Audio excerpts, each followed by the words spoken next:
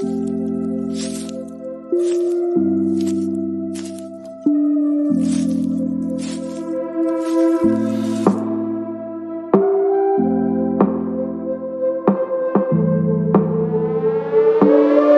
name is Cassy Summers. Welcome to the Curious Universe podcast.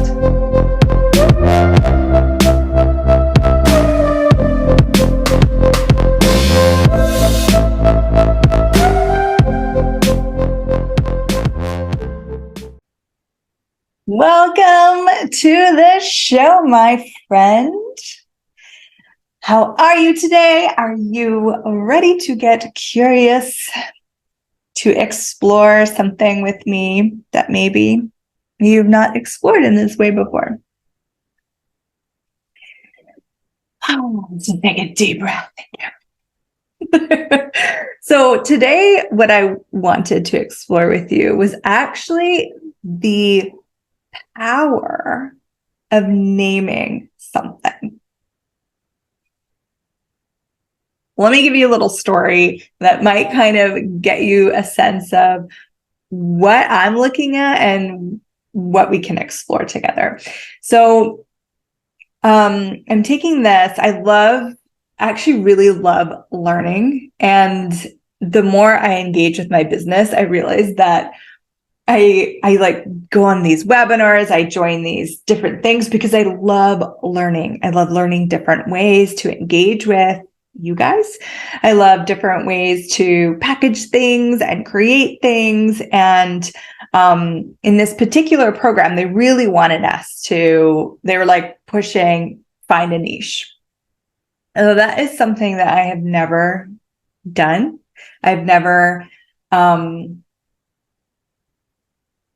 I guess I've never been really drawn to it, but also I had a lot of avoidance to creating a niche for my business. I had like, how do you niche people? Like, how do you, like, all these different thoughts in my head. Now, if you know anything about marketing and niches and stuff, and if you're on the other side, then you're maybe looking at me going, girl, you just got to niche down. You just got to like claim it, you know?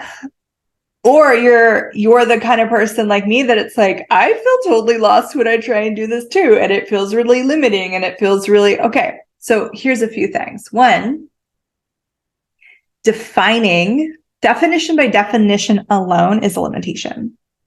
So defining something limits. So my avoidance to choosing a niche was that I didn't want to define anything, so I didn't want to limit anything. But for the sake of this course, I was like, all right, I'll just pick something that's like a pretend something so I can get to the good stuff that I want to, that's later on. And so then as I went to do it, resistance, avoidance, defending, all of these elements coming up. And I'm like, that's so interesting. I'm like, what is it about this? Like what, okay, but beyond not wanting to define it, what's going on here? So part of the niche conversation is, who are you talking to? And I realized I wasn't willing to actually name who I was talking to.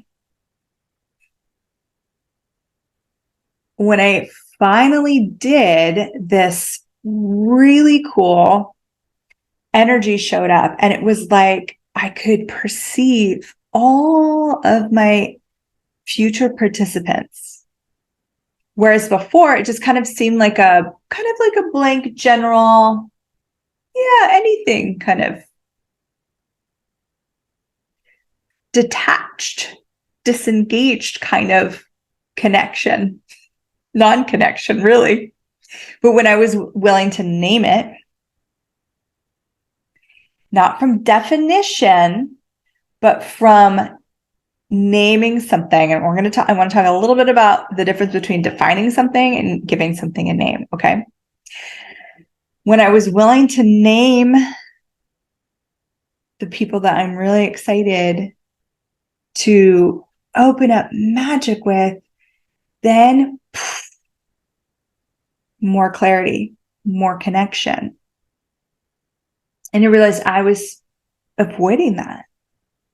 I was avoiding having such a connection with those that I am so excited to work with.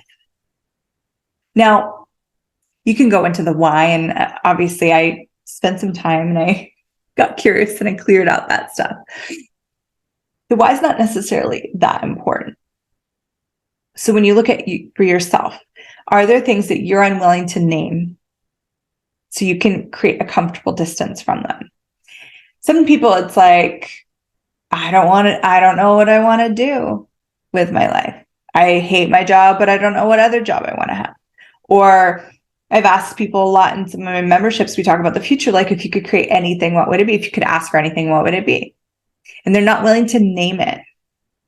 They're not willing to name it for a multitude of reasons. Part of it might be that defining, because like defining really is limiting. Definition by definition alone is a limitation.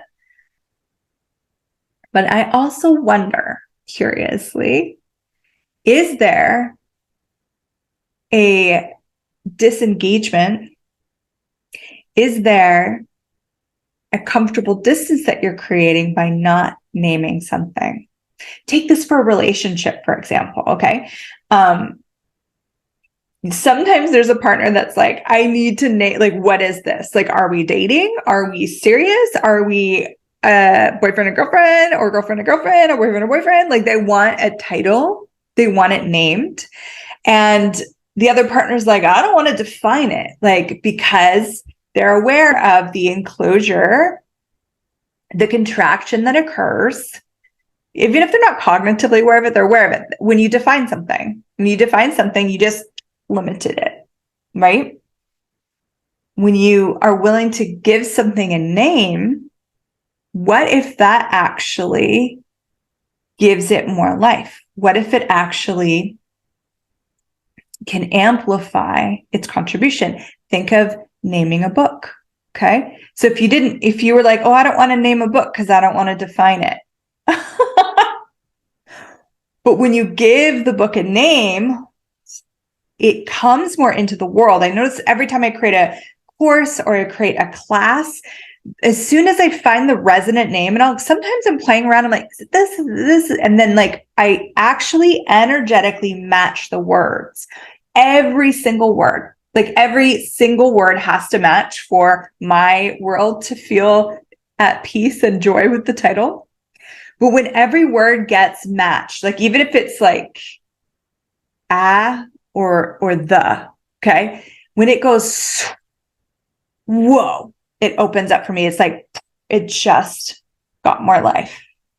It just expanded. So when I was willing to name the niche, it's not even like a real niche. Don't tell anyone. I'm a bad student. But when I was willing to give a name to those that I'm calling to my classes, that I'm calling to join me in the consciousness that we can create on the world, it had more life. I had more connection with them. And then how much do you have more connection with your book, with your class, once you name it, your business, once you name it? Think of even like a newborn baby, right? I remember with my second child, I was like really hesitant. I think we didn't name him for like, truly name him for like 2 days, which for some people that's not crazy, but it was crazy for me. Because it wasn't matching. Like the agreeable names on the table weren't really matching for me with the being that I perceived this child to be. But when you name the baby, when you name that child, and it's congruent, if it's incongruent, it does not create this, okay? But when it is congruent, this opening shows up, this energetic opening. So look back in your own life. where you've had to, maybe in school you had to name certain things. Maybe you had an animal you had to name. Maybe you had to give your relationship a title, or like, what do you do for work? And then you got sometimes like your title at your job is incongruent. When you get that congruent title, how much does, even if the job description doesn't change much, do you notice something changes, something opens up with the power of giving something a name? So now, how do we navigate this or play with this while not defining something and creating that contraction, but able to play with the contribution of naming something? So get a sense of, to you, what is like when you go to define something, okay? What is that for you? Because everyone's going to have just a little bit of a different take on it. You might even look at the word completely different than someone else. So what is that? You define something. Let's use relationship, because I think that's a great one. So we're going to define the relationship. Often, first you have to look at what has already been used, right? So what are some defining words? So defining something would be, okay, so I know a relationship can be, we're a couple, we're committed to each other, we're engaged, we're married, this is my husband, this is my fiance, this is my partner, this is my, okay, right? So we define it. And when you give that definition, there's usually, I want to say like a cobweb, like of all these strings that are attached to that one defining thing. Okay. Just marriage. Okay. Marriage. All these strings are attached to it. And people have kind of grouply agreed what marriage means. And this doesn't mean that if you are married or you want to get married, that you can't because you don't want to define it. I'm just getting you to look at these energies, and you can actually distrain and create everything you did to define your relationship, everything you did to define your business, everything you did to define you as a person, as a being, everything you did to define, and you can just clear layers and layers of all these definitions. One of my favorite questions from Access Consciousness is, who am I today? And what grand and glorious adventures will I have? So you could ask that in the morning, because you're undefining who you are. We spend a lot of time, I would say, especially in those teenage years, trying to define ourselves. I know I did. I was like, any quiz that could tell me something about me, I'm going to do it so I can define who I am. Am I an introvert or an extrovert? Am I, empathic or this, intellectual or la, la, la. Like looking at all these ways to define myself as though that was going to help me find myself, rather than this other thing, which is totally different, but can seem so similar, is to give a word, like a matching congruent name to something. So when I look at, I was with this beautiful, amazing man for like 6 months. And after like the 3 month, he was like, I feel like this is shifting into something different. I want more. I don't know what I would call that. And I looked at the energy and I was like, well, what if we called it a creationship? Now, you've probably heard this word. It's kind of like a common word now. It's more popular. But he was like, well, what's a creationship? And then I described to him, like, my sense is where we're creating every day, and we're creating together, but we're creating also individually, and we contribute to each other's life creations. And he got really excited about that. And then our intimacy grew dynamically, like exponentially after that, us both getting congruent and clear on what would we want to name this. And what was so beautiful about it was there is no definition for creationship, not yet. There's no definition in the world that someone could like, this is the defining elements, and now I have all these strings like that cobweb, right? So it was an exploratory thing. This doesn't mean you have to make up words for all the things in your life, although you can. But look at that. So how do you know when something energetically matches? I can tell you how it shows up for me, but it might be very different for you. This is an adventure for you to discover. When something's congruent for me, it's like, so let's go from incongruent to congruent. Okay. So when something's incongruent, it's as though there's nowhere to like shoot the arrow, because it's almost the space between me and whatever this is. I can't directly engage, or I can't directly connect to it because it's like wonky, like as if the air is kind of like this, like kind of, but not really. And then the moment it's like that, my arrow like shoots. And I have such a direct engagement with whatever it is, whether it's, oh, that's a class I'm creating. Oh, that's a name for my book. Oh, that's this, like whatever that is. That's how it shows up for me. It's like something just opens up, and it all this like foggy clear, like this foggy stuff goes, and it's so clear. And I have such a direct engagement with whatever it is.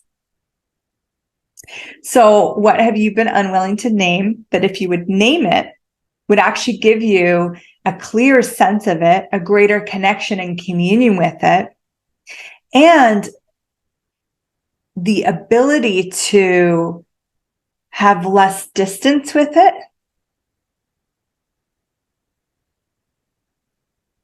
And more possibilities with it.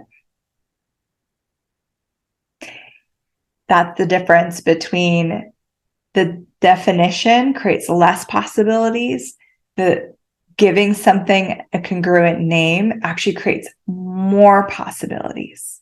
Because if I never name my book, how are people going to even find it? Am I right? So what could you give a name to? Maybe it's an ask. Maybe it's a future you would like. Maybe it's, I do a lot of energy work and I have clients, and sometimes there's no like name for an energy, right? But sometimes I can perceive my client literally avoiding giving it a name. They're like, oh yeah, it's just an energy. And notice like, this is just an energy. Like they're almost like, and I'm over here. And I don't totally want to directly engage with this energy. I'm kind of avoiding this energy. So I'm going to call it this energy so that I don't have to actually have the clarity and the communion with this energy that I'm avoiding. And then I'll like ask, I'm a sneaky facilitator. I'm like, well, is it this? Is it this? Because if you ask someone something that they are trying to avoid, they will tell you when it's a no. And that will get them closer to what is true. What is that congruent piece? So if you're having difficulty finding that congruent word or set of words, you can ask someone to ask you. Even terrible ideas will get you clear on what's true. I know it's crazy, but if someone's like, oh, I need to name a book, and they come up with 3 terrible titles, you will get closer to what's true just by hearing those and saying no. It balances off. It gives you this feedback. So with my clients, I would ask them, well, is it this? Is it this? And then they'll start to go kind of, sort of, and then there'll be that moment. This is when the congruency happens. I'm like, oh, what about, and then we name it. Sometimes we'll say the same thing at the same time. And then it's like, whoa, that. Now we can actually address it. Now we have a direct engagement to the thing that we're looking to change or address. Whereas before we're like, oh, kind of sort of something over here, maybe, but maybe in another dimension. Maybe it's just going in kind of high, no. And then it's like we're trying to dance with this rather than directly go to the truth.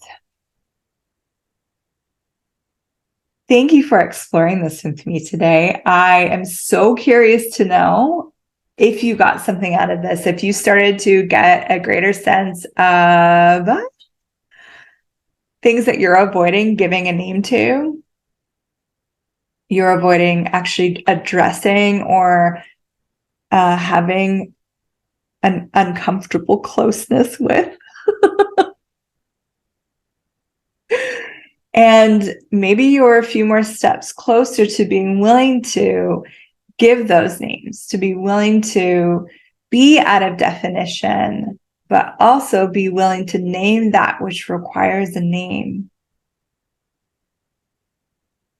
And you'll know, and you can even ask, does this even require a name? And sometimes you're going to get no, because not everything requires a name. Sometimes you're going to get a yes. So if you have a partner that's like, can we define this relationship? Maybe don't define it, but you could ask, is there a name I could give this that would create more for both of us? Oh, yeah. You know what? I don't want to say that we're partners. What if we said we were playmates? Or maybe it's like something fun, like this is my co-pilot. Or like whatever, something that resonates, you'll know when it hits. You'll be like, that. What is it that you could give it a name that would create more for everyone involved and maybe the world? Thank you so much. This was really wonderful to be exploring in this way the different possibilities. Yeah. I will see you in the next video. Hopefully, if you like this, please feel free to subscribe, like it, share it with a friend, share it with a frenemy, share it with your partner that you want to give a name to something. Anyone. I really, really appreciate the support. And I'll catch you in the next video. Thank you for exploring the curious universe with me. Your curiosity matters. And what if together we could create a greater, more curious world?